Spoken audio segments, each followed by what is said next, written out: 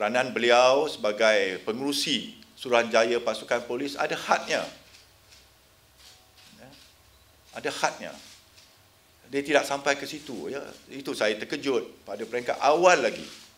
Apabila berlakunya perubahan kerajaan dan beliau dilantik sebagai Menteri Dalam Negeri, sejak awal lagi di mesyuarat pertama Suruhanjaya Pasukan Polis ni, beliau mendesak untuk mendapatkan kuasa bagi SPP menentukan siapa yang boleh ditempatkan di sana, di sini, situ. Dan itu tidak baik. Ya, tidak baik, tidak harmoni lagi. Ya. Jadi sukarlah bagi saya sebagai ketua ya untuk nak menyusun atur. Dan melalui perbuatan begitu akan timbullah kem-kem tertentu. Ini kem menteri, ini kem IGP, ini kem timbalan IGP, ini kem pengarah. Tak baik, tak baik itu. Saya telah membawa perkara ini 2 kali ke perhatian Yang Amat Berhormat Perdana Menteri. Saya telah membawa perkara ini ke perhatian Tan Sri Ketua Setiausaha Negara sendiri. Saya dah bawa. Saya ni bukan manusia yang keras kepala nak pakai langgar, ya tidak. Kita ada bos-bos kita kan. So saya bawa lah ke perhatian orang, tetapi masih lagi beliau hendakkan kuasa ni. Ya. Jadi tidak baik untuk negara ni, tidak baik. Dan ia bukannya sebab saya sebagai IGP saya hendakkan kuasa tu, tidak. Memang benda tu perlu. Ya, saya menentukan siapa yang boleh ya dilantik sesuai atau tidak, ya. Because saya bergelumang setiap hari dengan pasukan. Menteri tidak. Dia ada lagi berapa jabatan lagi. Dengan APMM-nya, dengan immigration-nya, dengan berpuluh lagi dah. Registrar of apa ni, bawah Kementerian Dalam Negeri. Mana ada masa? Mesyuarat Suruhanjaya Pasukan Polis ni, saya telah tegaskan daripada mula, SPP ni amat penting kepada PDRM. Kalau tak dapat sekali sebulan pun kita bermesyuarat, tak dapat sekali sebulan, mesti adakan mesyuarat. Saya telah tekankan, ikhlas daripada mula. SPP tak ada pejabat. Bayangkan, ni saya nak kongsilah dengan orang ramai. Lalu di situlah letaknya SPP ni, martabatnya. Pejabat pun tak ada. Nasib baik tak letak payung satu, tak meja apa ni.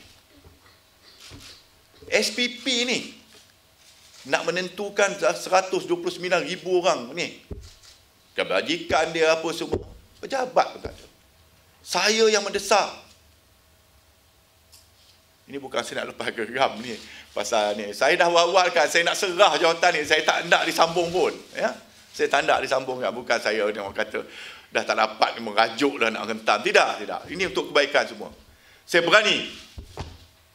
Saya takut besok ada orang takut nak mendirikan hujah-hujah ni.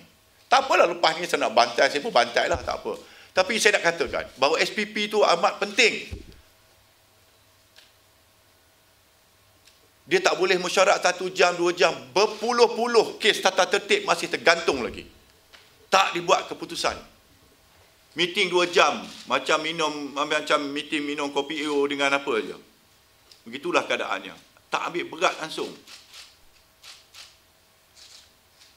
Bukan saya tak mengadu perkara ni. Saya mengadu perkara. Saya tekankan betapa pentingnya. You bayangkan. Kalau SPA punya perjalanan yang macam ini. Suruhanjaya Perkhidmatan Awam macam ni perjalanan dia. Itulah yang terbaik-baik, sebaik-baik sekali lah ya. SPP ni tidak dipengerusikan oleh seorang menteri. Saya sarankan di sinilah. Sebaik-baiknya bagilah seorang bekas ketua hakim ke untuk menjadi pengerusi Suruhanjaya Pasukan Polis.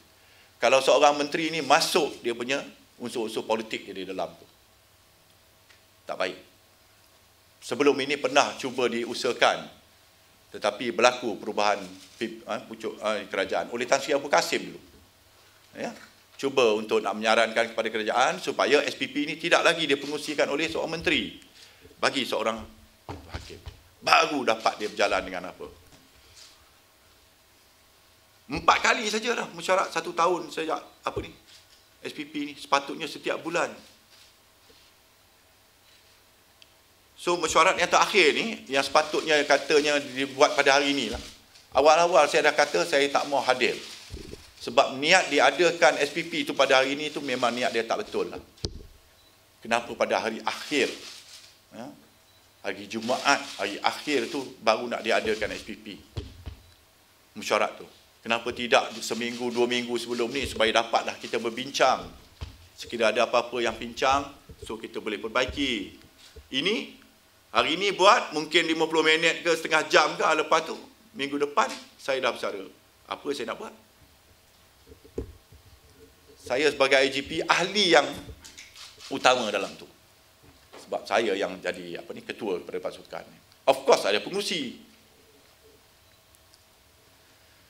Ya, saya tidak mahu lagi lah supaya saya buka perkara ni seluas-luasnya supaya orang ramai tahu di mana martabatnya SPP tu.